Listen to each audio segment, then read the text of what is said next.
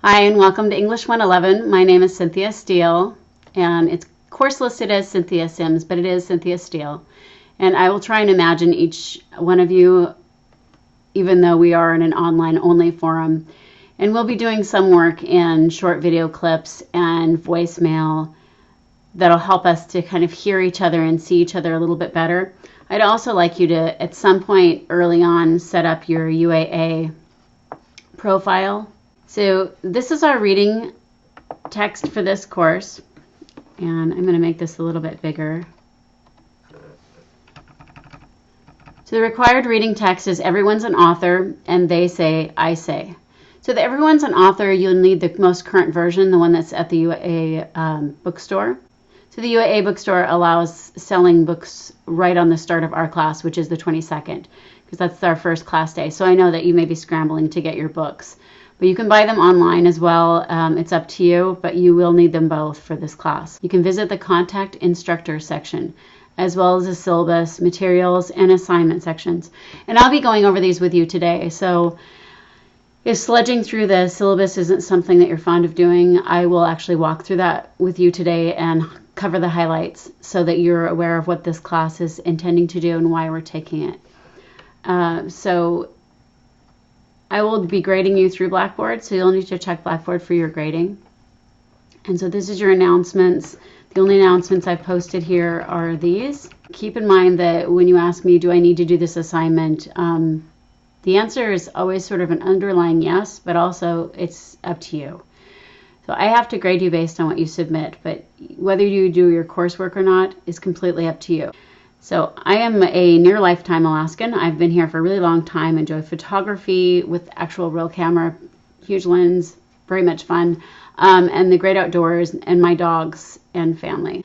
So I have German short hair, Belgian Shepherd. I have Mutzke Rat Hounds, which is a Brussels Griffon and Shih Tzu mix.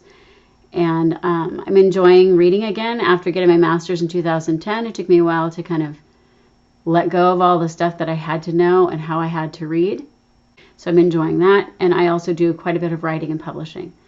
So I'm an associate editor for a magazine, and I have a Master of Arts degree in English. So I look forward to working with you on your writing. And I won't be reading it with the same eye that I edit journals. I will be looking for first year college student writing. Your materials for your first part of your homework are here in course materials, and 1,000 words a week is pretty much what you'll be doing in this class. Slightly more, slightly less, but that is typical for high school. It's typical for first year college. Okay, so when I open the link in a new window, that works.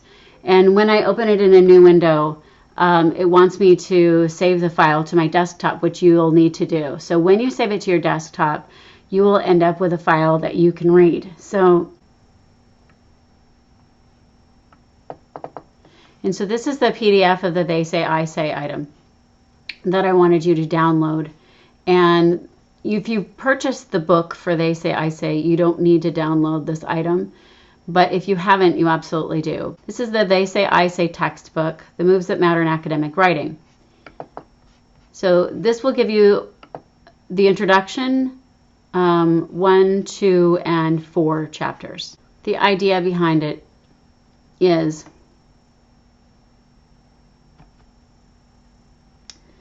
intellectual writing is almost always composed in response to other people's texts. That's why you're using these formats. So, and in this book is really used in AP English in high school. It's also used in first year colleges at Harvard, Princeton, all over the United States. And so I know what I mean, but I can't get it onto the paper. So what do you have to do? You have to have these skills and how to summarize and analyze. And this really short book really does help you to do exactly that. So there's a simple template in discussion of this. A controversial issue is this. And that's what I want you to start using as these templates. That's where we're going to begin. So sometimes the author responds to views they don't. I do not identify explicitly. So I remember the day I became colored. So this is just ways that people begin. Of course, some object to this, although I concede to this, I still maintain this. And this may sound kind of boring and sort of canned, and in a way it is. And I want you to write about that in your first assignment, how you feel about using canned templates to write your college papers.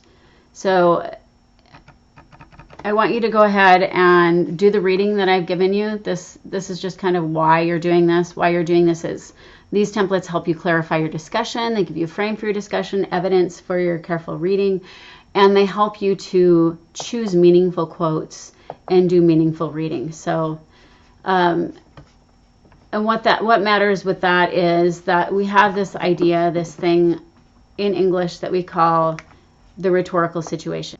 Understanding the rhetorical situation. What you'll know from this course is what is rhetoric. So this course helps you develop a way of talking about writing. What is writing and what are you trying to do? So instead of just kind of saying, okay, here's a topic, I find out information about the topic and I dump everything here and then hopefully it makes sense and then I turn it in and that's all I know about that topic. So this is much more of a thought out way to present your writing. That's much more like a published work or much more like something that is professional. And that's what we're working towards, is professionalizing your writing as a college student, which will help you in every single class that you have that you need to do writing for. So using language effectively to persuade, inform, educate, or entertain. So the circumstance that you are writing in is, we have the writer, the purpose, the audience, the topic. Okay, so the context in which you write and the culture in which you write. All of these matter to one another. They communicate with each other in a specific way. So your culture, your personal characteristics, and your interests affect what you choose to write about and how you write it. Even if I give you a topic to write about, who you are coming into this topic matters.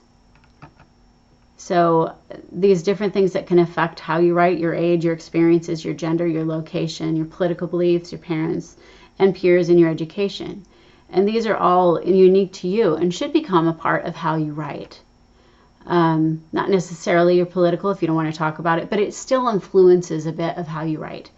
So why you write are these 6 reasons that we've already mentioned.